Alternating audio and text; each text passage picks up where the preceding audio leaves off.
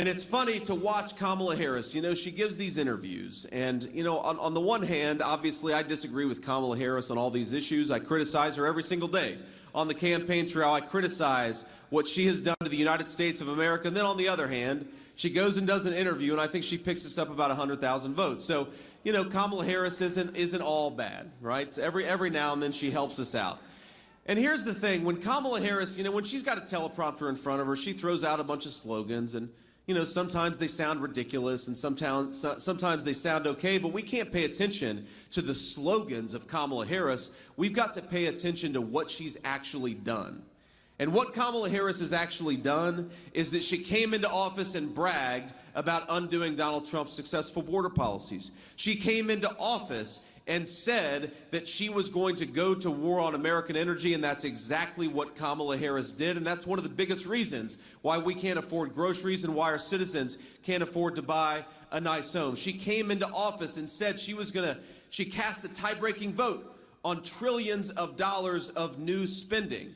And so every time you hear Kamala Harris stand before the American people with a teleprompter in front of her and say, on day one, we're going to tackle the affordability crisis, or on day one, we're going to secure the southern border, you can ask Kamala Harris, day one was 1,400 days ago. What the hell have you been doing for the past 4 years? Stop talking about your job and start doing your job.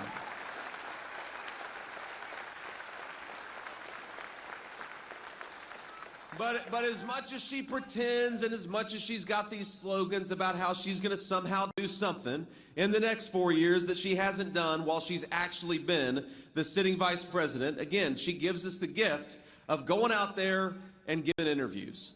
And even though they're always softball interviews, and even though our friends in the press never ask Kamala Harris difficult questions, sometimes they ask her easy questions and she still screws those up. And the definition, you know, of a Kamala Harris gaffe is when she accidentally tells the truth, because sometimes she does do that. And a couple weeks ago, I don't know if you saw this, but she gave an interview with The View.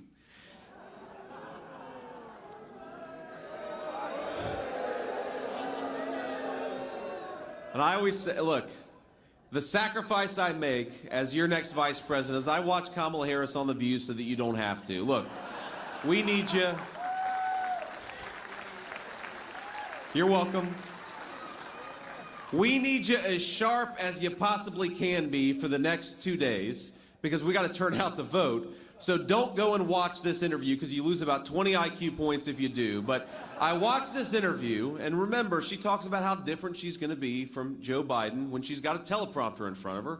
But they ask her in this unscripted interview, what would you have done differently over the last 4 years? And think about all the things she could point to. The wide open southern border, the unaffordable grocery prices, all of the pain and suffering that her policies have caused for the American people. What would you have done differently over the last 4 years is the easiest question imaginable, and Kamala Harris says, nothing comes to mind.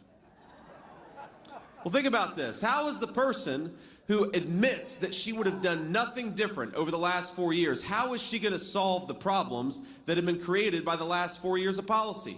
If she's not going to do anything differently, how is she going to lower your grocery prices? If she's not going to do anything differently, how is she going to make home ownership more affordable for our young people? If she's not going to do anything differently, how does she propose exactly to close the border that was opened under her watch? And the answer is she doesn't plan to do anything differently. So for the people of North Carolina, the choice is very clear. It's a choice between more of the same. More high grocery prices, more unaffordable housing, more open borders, more fentanyl in our communities, or the choice is, do we take this country in a different direction? Do we get back to peace and prosperity? Do we get